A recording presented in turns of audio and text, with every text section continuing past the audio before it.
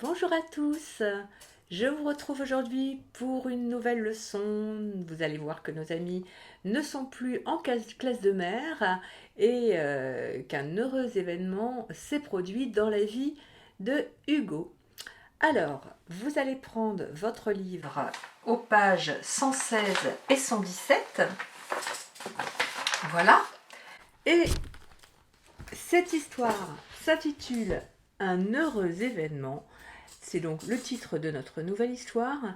Ce titre, Un heureux événement, c'est souvent pour indiquer qu'un bébé est né dans une famille. Voilà, on parle d'un heureux événement pour informer d'une naissance.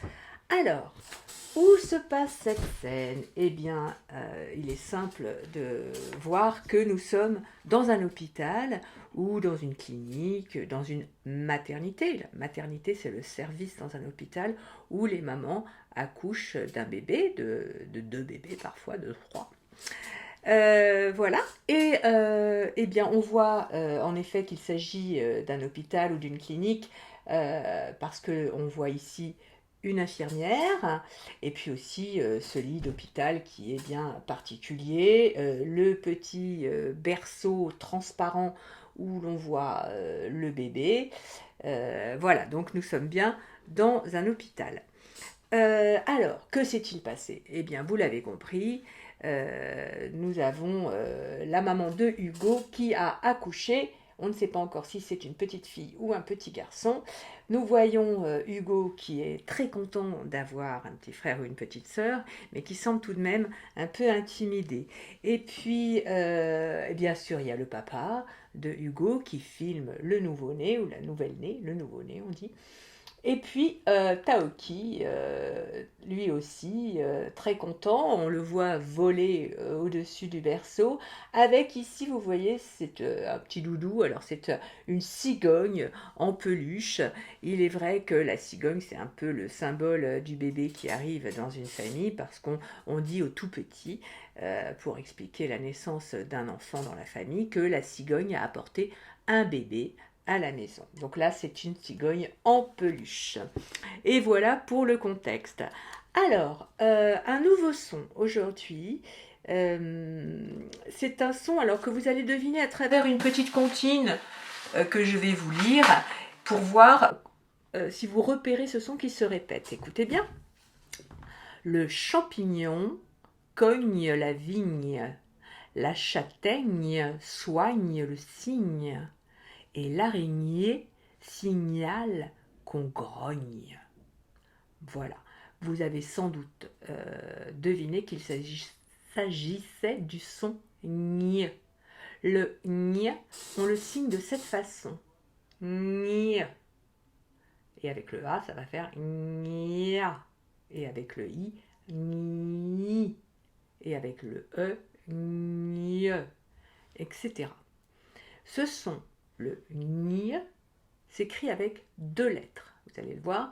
Il s'écrit avec la lettre G, qui produit d'habitude le son G, et le N.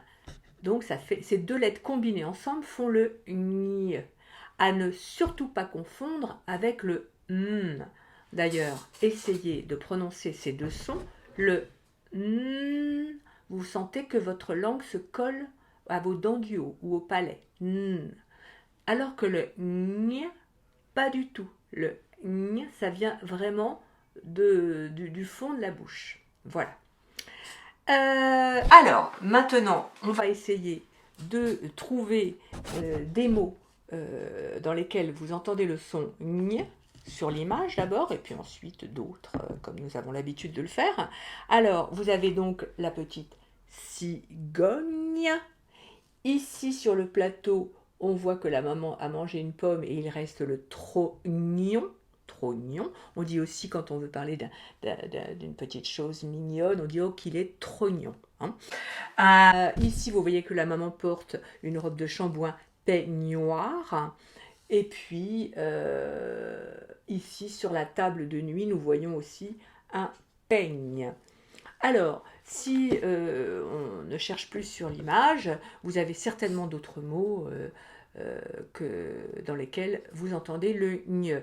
On entend gne dans agneau, dans une poignée de porte, dans mignon, dans ligne, une ligne, interligne, un signe, c'est-à-dire faire un signe, mais ça peut être aussi le signe, voilà, l'oiseau, le canard, le cygne, d'accord?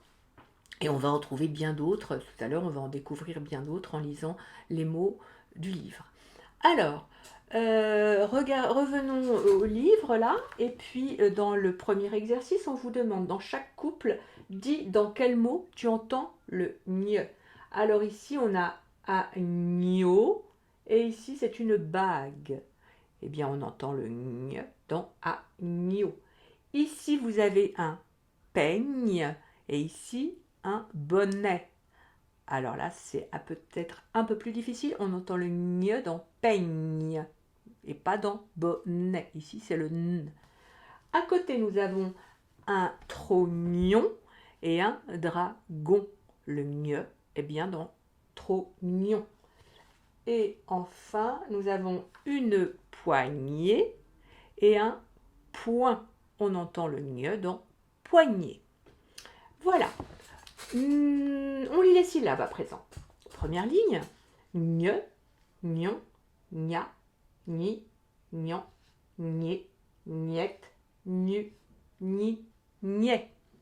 Deuxième ligne, point, trois, gno, del, si, fond, pain, sa, gne, faire. Les mots à présent. Une châtaigne. La montagne, une araignée, un cygne. Ce cygne étant l'oiseau, avec un C et un Y, je vous rappelle, ces deux lettres, le C précédant le I ou le Y ou le E, se prononce donc un cygne. Deuxième ligne, un champignon, soigneux, magnifique, grognier. Les phrases. Alignez-vous. À mon signal, prêt, partez. Deuxième phrase. Aïe, je me suis cogné dans la poignée de la porte. Et l'histoire à présent, qui nous résume un petit peu ce que vit Hugo aujourd'hui. Alors, juste avant, je vous présente les deux mots outils. Celui-ci, vous savez le lire, c'est après. Et celui-ci, tellement. Donc, vous voyez là, un petit rappel, la lettre E qui se prononce E parce qu'il y a deux lettres doubles derrière, deux consonnes, deux L.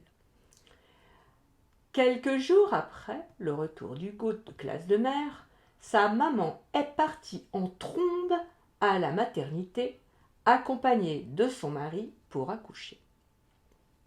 Le lendemain matin, Hugo apprend que sa petite sœur est née. Elle s'appelle Agnès. Fou de joie, il trépigne d'énervement. Il a trop envie d'aller la voir et Taoki se ronge les pattes. Les grands-parents les emmènent voir le bébé. « Oh, qu'elle est mignonne! Elle est tellement petite !» Avec son pyjama rose et ses petites boucles blondes, on dirait un ange. À son poignet, le nourrisson porte un bracelet avec son prénom et sa date de naissance. Agnès dort paisiblement et pousse un petit grognement. Hugo et Taoki craignent de la déranger et s'éloignent sur la pointe des pieds. Voilà, donc c'est une belle chose qui rentre dans la vie de Hugo.